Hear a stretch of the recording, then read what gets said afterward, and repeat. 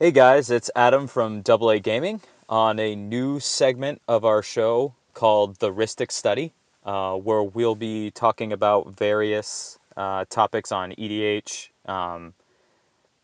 things like the ban restricted announcement today, various tactics to use in it, about strategies, archetypes, new cards that arise, and all other such stuff that has to do with Commander and EDH in general. We'll be doing it. I'll be doing episodes sprinkled somewhere in between, and around like seasons. So you'll be seeing a steady stream, but it won't interfere at all with our normal episodes.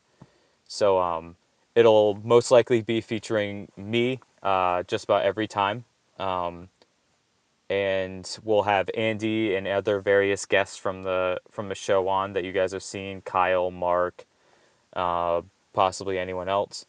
So and so today, and I decided my first episode should start today. It'll be a little off the cuff. I plan to script a little more often for it, but we're doing an off the cut stream of consciousness episode about the banned and restricted list that happened today, April 24th, I believe. Right? Is it 24th? Yep, the 24th.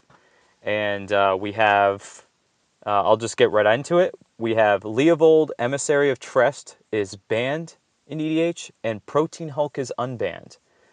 Um, all I can definitely say, I'll start right off the bat. I am very happy with these changes. These are two things that I have been very adamant about for a very long time. Well, as long as Leovold has existed, I have thought he is easily my least favorite general to go up against, and I'm the kind of guy that will basically try and insta-kill you. Like, I'll hunt you down if you play him.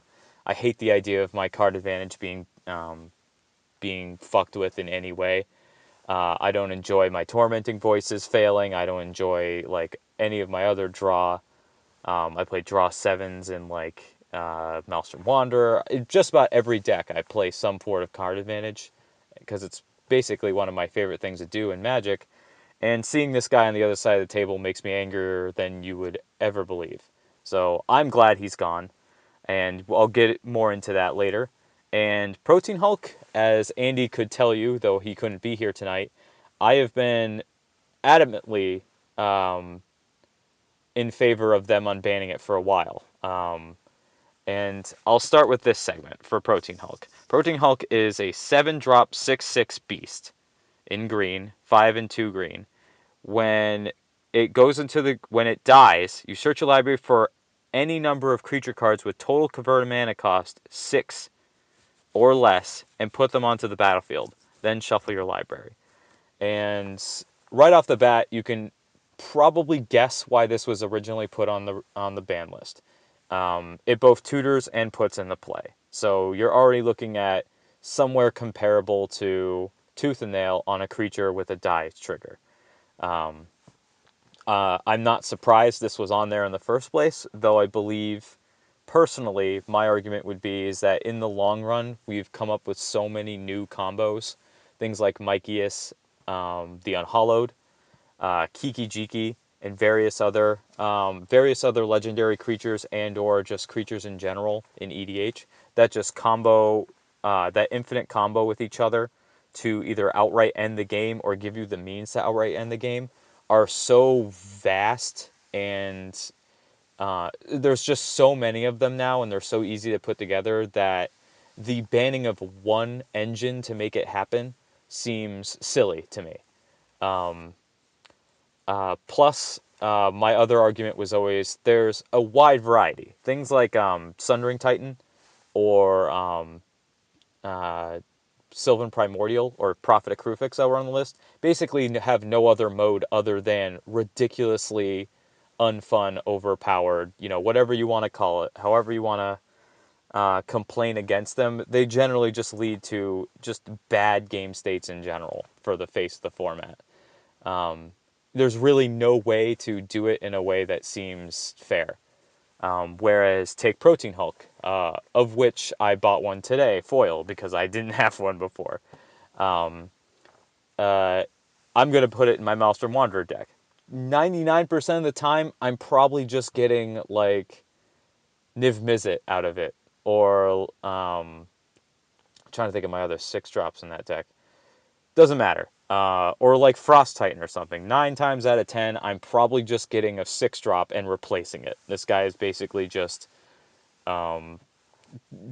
dies and gets me something smaller. And that's fine with me. I think that'll be fine in general. I think a lot of people are going to play it like that.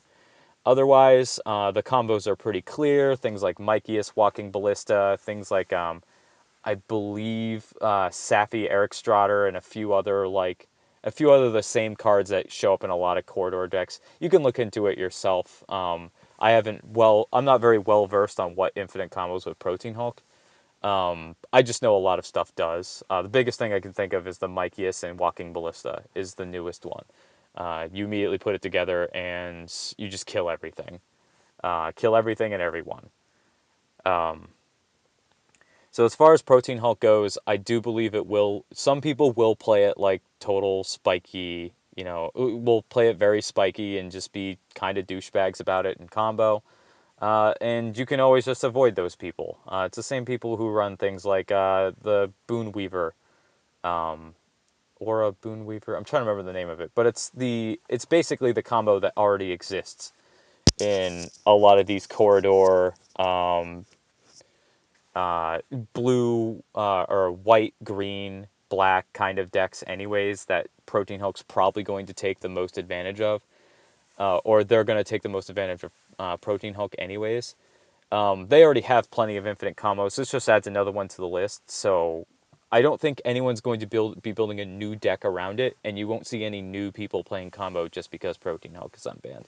If anything, you're going to be seeing a lot more people just playing it like I did, where you just put together, maybe a 4-drop and a 2-drop that you like, or a 6-drop. People are going to be having fun with it. And I think that's why they took a shot at it. I haven't read their official statement. I think, I'm trying to remember the guy's name, Sheldon something.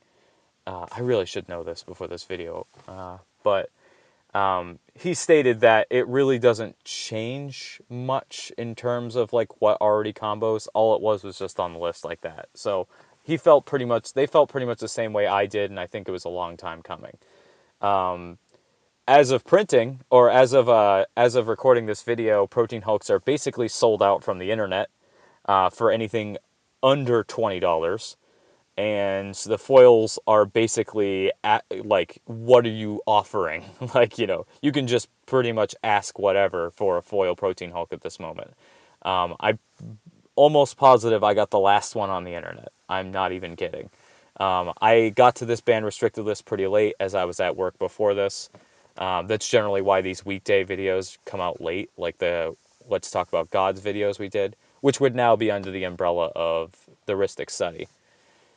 So, so yeah, there's almost no more Protean Hulks. It is now a $20 card and up, and then the foils are ridiculously overpriced. I really hope you guys got to it before I did and picked up as many as you wanted. This is now a Commander staple. Well, I wouldn't say staple, but this is now an EDH card for the ages. So hopefully you had them, or hopefully you were sitting on a bunch and you can sell them. Do whatever you can with them, but they're now permanently changed in price. And our second announcement was the banning of Leovold, and this is a big one I was waiting for. Leovold is a black, green, and blue 3/3 legendary elf advisor. Each opponent can't draw more than one card each turn. And whenever a permanent you control becomes a target of a spell ability an opponent controls, you draw a card. So he is just dripping with card advantage. Basically, your opponents can't ever get ahead on cards, and anytime they try and deal with what you're doing, you get ahead on cards. Almost everything's a 2-for-1 at this point. Especially if he's your general.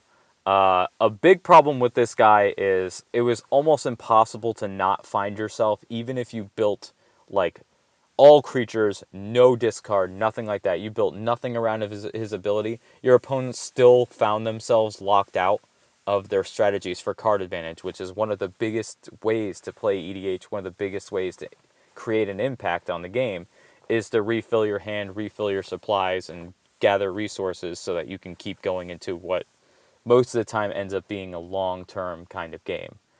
Leovold completely crushes all that for 3 mana. Plus, you draw a card when they try and deal with it. So, um, he was already without building around him a complete and total just uh, just no fun. Just a total party pooper, to put it lightly. Um, And even if you do build around him, that's where I think a lot of the vitriol came from. He's been out for about a year now, and I believe they were keeping their eye on him.